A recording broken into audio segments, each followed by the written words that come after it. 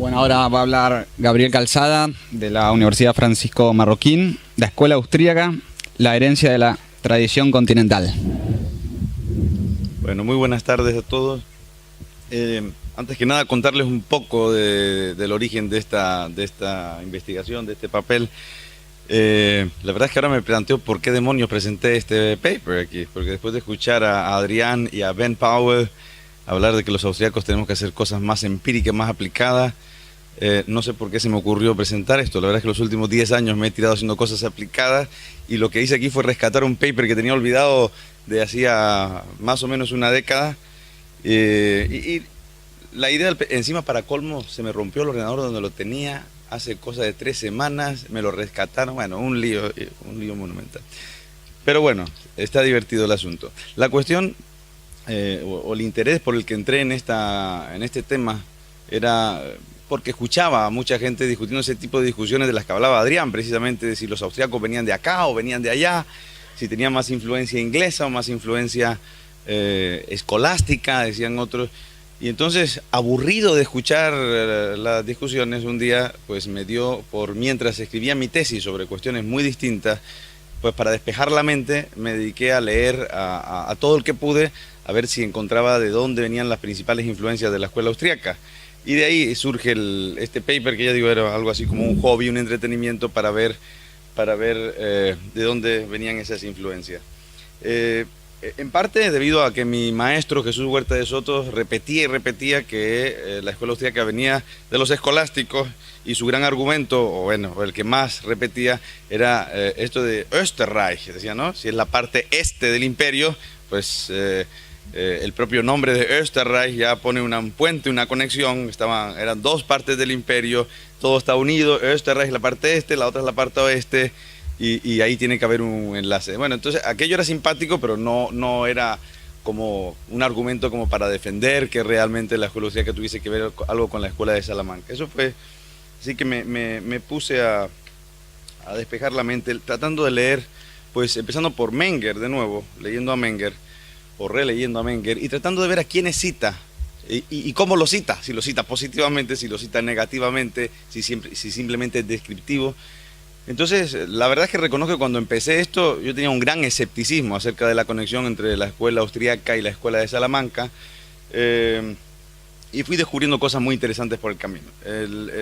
Bueno, voy a Menger, como bien saben, los principios de economía de Karl Menger de 1871, pues tienen unas cuantas aportaciones. Algunos dicen que son revolucionarios, otros diríamos que es más bien evolucionario, pero la cuestión es que tiene una serie de aportaciones muy interesantes, ¿no?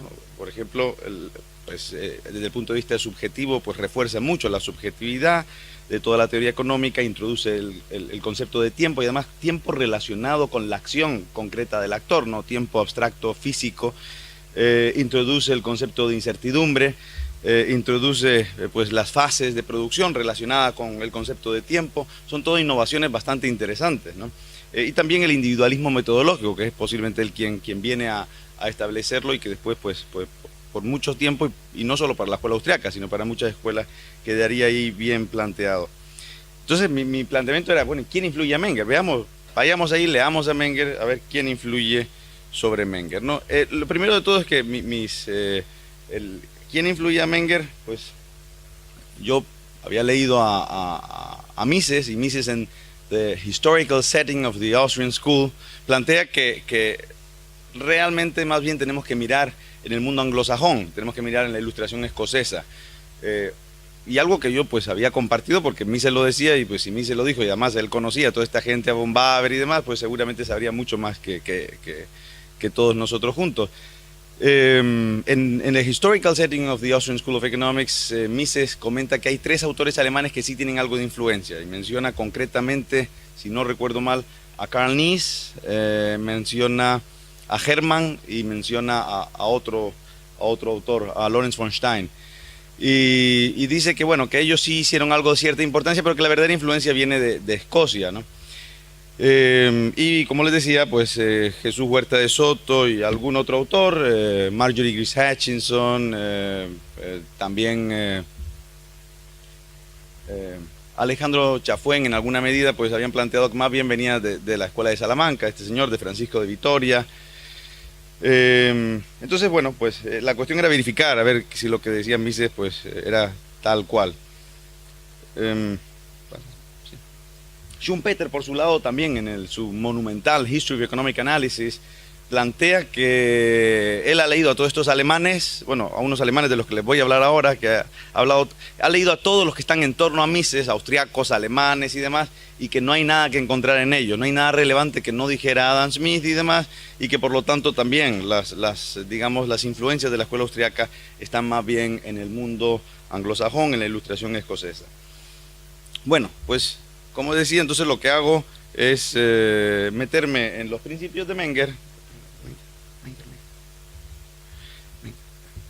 Y bueno, Streisler en su fantástico artículo de 1990, The Influence of German Economics on the Work of Menger and Marshall, ya plantea que en los principios de Menger se anuncia su intensa ligadura a la economía alemana casi ad nauseam, dice él, ¿no? Y efectivamente así es, cuando uno se mete en los principios, lo primero que ve es que está dedicado a un tal Wilhelm Roscher. Y dice, bueno, ¿y esto cómo fue, no? Que está dedicado a un alemán. Vamos, pero seguimos adelante y vemos que en el prefacio del libro, Menger dice textualmente, cito, la reforma aquí intentada de los principios supremos de nuestra ciencia se fundamenta en un trabajo previo, llevado a cabo casi sin excepción gracias a la laboriosidad de investigadores alemanes. Que este libro pueda, pues, ser considerado como un amistoso saludo de un colega austriaco animado por los mismos afanes, como un débil eco de los impulsos científicos que los austriacos hemos recibido con generosa abundancia de Alemania a través de los eximios sabios que nos ha enviado y de sus excelentes escritos. Y ahí cierro la cita de Menger, ¿no? Así que Menger en el prefacio también dice, yo esto lo que estoy intentando es reformar lo que estos alemanes están diciendo, ¿no? Si nos vamos a otra forma, claro, si atendemos a esto, decimos, pues está claro, Mises lo dice en la dedicatoria y luego lo dice en el prefacio. Si nos vamos a ver a quién cita durante todo el libro, ocurre algo también muy interesante. Este es el tal Roscher con la pajarita, no sé cómo le llaman acá, la corbata que ahora está muy de moda, ¿no? Si nos vamos a ver a quiénes cita, este es un poco el listado de a quiénes cita Menger en los principios. Y vemos que aparecen un montón de nombres raros, ¿no? Nombres que no estamos acostumbrados a ver.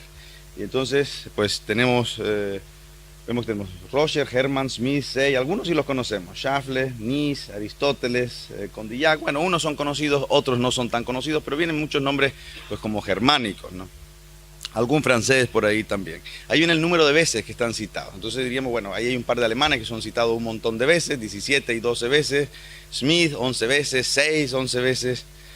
Schäffle, 10 veces. Nies, 9 veces. Aristóteles, 9 veces. Condillac, 8. Turgot, 7. Ricardo, 6. Entonces, si nos quedásemos en el número de citas, pues ahí tendríamos una idea, ¿no? De cuáles pueden ser sus influencias. Lo que ocurre es que las citas pueden ser positivas o pueden ser negativas, puede haberle influido positivamente o puede estar machacándolo y descuartizándolo. Entonces lo siguiente que hice fue ver y enumerar cada una de las veces que cita cada uno y ver pues que si la cita era positiva, si era un comentario positivo, si era un comentario negativo, si era una crítica o si era una descripción simplemente de la teoría. Entonces, si nos vamos uno a uno, no sé por qué puse a Huffelan ahí, pero si vamos, el primero veíamos que era Roscher, ¿no? Que es este señor. A Roscher veíamos que lo cita 17 veces. Bien, pues de esas 17 veces, 16 son positivas, de hecho 5 son tremendamente positivas y solo una es negativa, una de las veces. Así que podemos decir que este es el autor que más cita, a quien le dedica el libro además, y que pues lo cita casi siempre de forma muy positiva. Después tenemos a Hermann. Vamos para atrás. A Hermann decíamos, ¿no? Y a Hermann lo cita 12 veces y sin embargo más de la mitad de las veces lo cita de forma crítica y unas 4 veces lo cita de forma positiva. Luego teníamos a Smith y Say empatados en tercera posición. Smith todavía tiene un lugar en el podio, pero es un lugar, pues una tercera plaza compartida con Say. Y lo cita a cada uno 11 veces. Lo curioso es que en el caso de Smith y Say, que lo cita 11 veces a cada uno, en el caso de Smith 10 veces es o bien crítico o bien neutro, pero la mayor parte de la vez es crítico, y solo una vez positiva. Y la vez positiva es en relación a las tesis de John Locke que recoge el propio Smith, es decir, que no es directamente un comentario positivo a Smith, sino es un comentario positivo a una tesis que Smith recoge de John Law, ¿no? Criticando la teoría contractualista del dinero, concretamente. Y en el caso de Say, tiene un comentario o una cita crítica y 10 citas positivas, es justo al inverso, ¿no? El cómo cita a Say y cómo cita a Smith. Así que parece que es razonable pensar que la influencia de Say sobre la obra de Menger fue bastante más importante que la influencia al menos me estoy refiriendo a esta obra de Menger, obviamente, no a toda la obra de Menger, sino a esta obra que son estos principios económicos, ¿no? Luego, pero para resumir, porque tampoco le voy a cansar aquí con todas las citas, Scheffler es muy interesante porque Scheffler es un autor muy poco conocido, lo cita 10 veces y todas son tremendamente positivas. Él se basa muchísimo en Scheffler, hasta el punto de que algunas personas han pensado, algunos estudiosos han creído que la verdadera fuente de los principios de economía de Carl Menger estaban en Scheffler. Lo que ocurre, el único detalle que habría que tener en cuenta ahí para ser cautos, es que Scheffler era catedrático en Viena y estaba destinado a ser miembro del tribunal en el que Menger iba a defender este libro, que era su tesis doctoral, así que habría que plantearse que quizá viniese de Scheffler, quizá fuera una muy buena estrategia de Carl Menger. Ahí queda, ¿no? En cualquier caso, para ser estudiado. Carl Nies, que lo cita 9 veces, la inmensa mayor parte de las veces que lo cita son positivas. En el caso de Carl Nies hay algo muy interesante, y es que cuando Menger envía a sus 2 mejores estudiantes a estudiar fuera, no los manda obviamente a Estados Unidos, no los manda a Inglaterra, no los manda a España, los manda a Alemania a estudiar con Carl Nies. Es decir, Menger escoge a Carl Nies como el profesor de sus discípulos, de sus 2 discípulos, y todas las citas que hace de Carl Nies son positivas. Bueno, un poquito más abajo teníamos a Condillac, Etienne Bonnot Abbé de Condillac. Saben que la persona que escribe ese fabuloso tratado de economía en 1776, el mismo año que Adam Smith, sobre el gobierno, sobre los comerciantes y el gobierno, vistos el uno frente al otro, un tratado muy sistemático, muy bueno, muy recomendable, y sobre todo lo utiliza cuando llega a la teoría del valor. Cuando Menger llega al punto central de su libro, la teoría del valor, se basa muchísimo en Condillac, ¿no? Lo cita, como vamos a ver en un momento. Tenemos a Rao, tenemos a Turgot. Son todas positivas o descriptivas, no hay cita negativa de Turgot en las 7 citas que le hace, ¿no? Hay algún alemán que es negativa, por ejemplo Lutz, que le cita 6 veces, todas es para destrozarle. O sea, que no es que a los alemanes le cite bien y a los anglosajones le cite críticamente, sino que pues tiene digamos, parece tener los teóricos de los que recoge y de los que no recoge ideas. Lorenz von Stein, que es el único austriaco de toda esta lista, pues le cita de forma bastante positiva también. De los anglosajones, a Masculo, que es el que mejor cita, que lo cita 4 veces, pero son en general citas bastante positivas. Así que todo este análisis de los comentarios y citas que hace Carl Menger, pues lleva a pensar que es razonable. Bueno, hay alguna más que quizás sea interesante. De los escolásticos solo hay una cita, en abajo del todo está Covarrubias, que le cita una vez, y cita el tratado monetario de Diego de Covarrubias y Leibas, es decir, conocía a los escolásticos, al menos así se puede decir. También es interesante Huffeland, que lo tiene con 4, que vamos a hablar bastante de él en los próximos minutos, si es que da tiempo, si no en los comentarios que tengamos. Así que es razonable pensar, pienso yo, dado esto, que las influencias en Menger vienen de 2 lados. Vienen por un lado de estos autores alemanes raros que pocos conocemos, y de una serie de autores franceses, ¿no? Creo que esto es relativamente razonable. Bien, y si vas hacia abajo, este es el tal Huffeland, luego lo vamos a ver otra vez, Roger, Adam Smith, Say. Bien, bueno, ¿quiénes son estos autores raros alemanes? Estos autores extraños son miembros de una escuela muy poco conocida, quizá en Alemania un poquito más, aunque tampoco se enseña en las universidades alemanas, que se llama la Gebrauchswertschule. La Gebrauchswertschule viene a ser algo así como la escuela del valor de uso. Y si atendemos a Roger, que es uno de los autores fundamentales de esta escuela y a quien Menger dedica los principios de economía, vemos que ellos consideraban a Menger como uno de sus mejores discípulos, quizás su gran discípulo, el gran discípulo de esta escuela.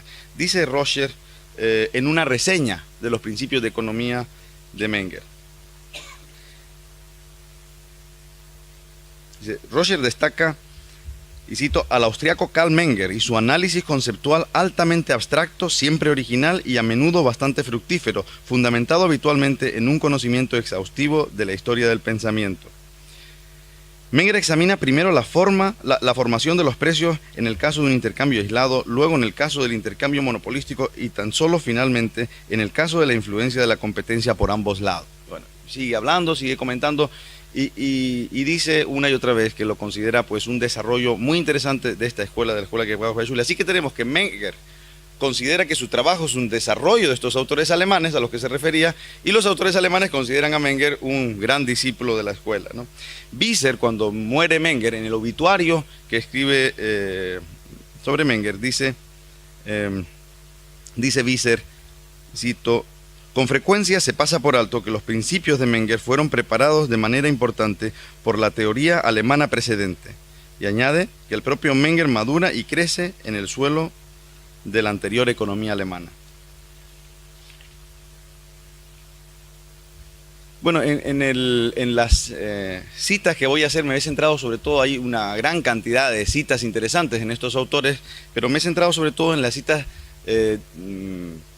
dedicadas al tema del subjetivismo, ¿no? A la cuestión del subjetivismo, que como saben, Hayek decía que, y cito a Hayek, "It is probably no exaggeration", es muy famosa esta cita, "to say that every important advance in economic theory during the last 100 years was a further step in the consistent application of subjectivism".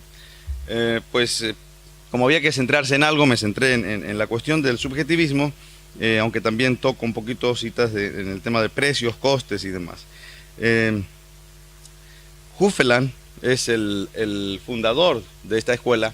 En 1807 escribe su principal tratado de economía, aunque en 1803 ya había escrito una serie de escritos económicos jurídicos. Era un jurista, pero entró en los temas de economía. Y Hufeland afirma en 1807, dice textualmente, "All goods are only goods by virtue of the mind picture which one man or several men make themselves of them.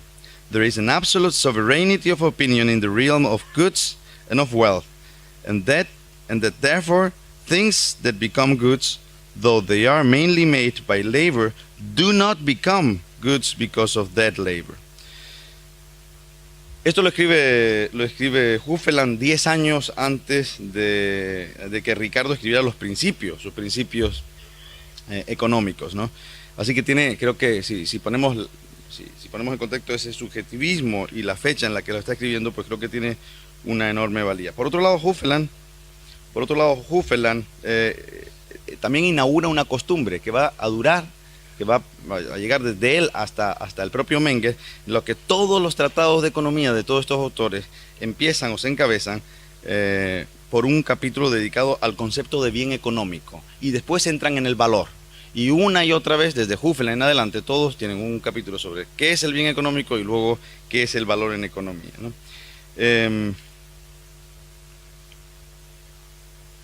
Voy a cortar un poquito por aquí.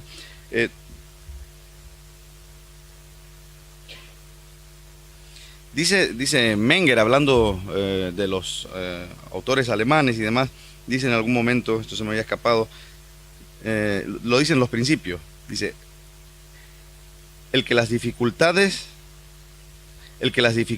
que tienen los economistas no alemanes en sus intentos de definir el concepto de bien económico queda ilustrado de la manera más clara a través de los escritos de Malthus. Es decir, está diciendo que los autores no alemanes tienen una dificultad bastante grande a la hora de definir qué es un bien económico, ¿no? Para ellos era tremendamente importante esta definición de bien económico. Luego, Hufeland, para poner unos pocos ejemplos más de la incertidumbre, de la subjetividad, habla también de las expectativas y la incertidumbre en este contexto. Dice Hufeland, de entrada, resulta que el verdadero carácter de la definición de bien y valor no se refiere a algo ya ocurrido. Y dice más adelante, el valor y la condición de bien se determina más bien por lo que puede resultar o producir, al menos siempre a través de algo para lo que su actual existencia tiene que ser vorausgesetzt. Y vorausgesetzt quiere decir algo que tiene que ser visionado por una mente, ¿no? Lanzado hacia adelante. Y dice, añade, tiene que surtir efecto sobre un fin. De aquí surge su formación. Bueno, así una y otra vez, me salto casi todas las citas que tenía, que tengo en el paper, y pongo una última de Hufvudstadt, o les comento una última de Hufvudstadt, en la que Hufvudstadt dice, critica la teoría de Sismondi y de Smith, dice que no tiene ningún sentido, y dice en concreto, los habitantes de Roiland no son pobres porque no trabajen, como quisiera Sismondi siguiendo los principios de Smith, sino porque no conocen fines para las cosas con las que la naturaleza les ha obsequiado generosamente. Así que ven que una y otra vez está esta idea de subjetivismo, está esta idea que luego Menger va a recoger claramente, ¿no? Si nos fuésemos a la cita, y esto sí, en 10 segundos, nos encontramos algo muy parecido a Menger. Nos encontramos que cita una serie de autores alemanes rarísimos, muy difíciles de encontrar, pero que después cita mucho a Adam Smith, a Sismondi, a Say y a un tal George Bush. George Bush no es el que ustedes están pensando, es otro George Bush, que era un teórico monetario alemán, y le cita 23 veces en cuestiones de teoría monetaria. A Smith y a Say le cita a cada uno unas 40 y pico veces, pero ocurre muy parecido a Menger, que a Smith, aunque le aprecia mucho en algunos puntos, en los puntos de subjetivismo le da bastante duro. Y termino comentándoles que bueno, en el caso de Roger, que es el otro autor que me dice, este es Hufvudstadt, el fundador de la escuela, podemos seguir citas muy parecidas una detrás de otra por todos los autores de la escuela. En el caso de Roger, que es quizá, pues como vimos, el autor que influye mucho sobre Smith, sobre Menger, tiene muchas citas similares. Roger tiene una producción espectacular, muchísimos libros, tratados de teoría pura, tratados de historia. Pero le saco una cita. Dice, la noción inglesa de que el equilibrio de los precios dependería del hecho de que todos los bienes deberían tener el mismo valor que costasen en términos de trabajo es puramente inglesa, es decir, que es puramente de la escuela inglesa, ¿no? Cuando trata el valor, lo que hace Roger es basarse en Condillac, utiliza Condillac al pie de la letra, es decir, y de hecho reproduce casi palabra por palabra los argumentos de Condillac. Karl Marx luego, por ahí le tengo también, no se nos olvide, Karl Marx luego va a criticar muchísimo a Roger, es uno de los autores que más critica. Yo creo que dos de los autores que más critica a Karl Marx en Das Kapital es a Bastiat por un lado y a Roger por otro, ¿no? Y a Roger le dice que Roger había escogido a Condillac, dice, Roger ha escogido a Condillac como efectivo garante de solidez de sus nociones infantiles por el simple hecho de que Condillac no tiene la más remota idea acerca de la naturaleza del valor, dice textualmente Marx, ¿no? Bueno, y enlace con la escuela de Salamanca. Roger cita 3 veces a Juan de Mariana y a muchos autores de la escuela de Salamanca. Dice de hecho de Juan de Mariana que es el primer teórico monetario moderno, no sé yo cuán moderno, puede ser una obra de 1599 o de 1605, pero también conocía bien la escuela de Salamanca y ahí también hay un enlace interesante. Bueno, el resumen es que las influencias, no niego que pueda haber influencias de la escuela de la ilustración escocesa sobre Menger y la escuela austríaca, que las hay, estoy totalmente convencido de eso, pero que muy lejos de lo que plantean Mises y Schumpeter, hay unas influencias clarísimas de una escuela, de una corriente continental que siguen en paralelo a la escocesa, pero que no son estrictamente hablando de la escocesa. Gracias.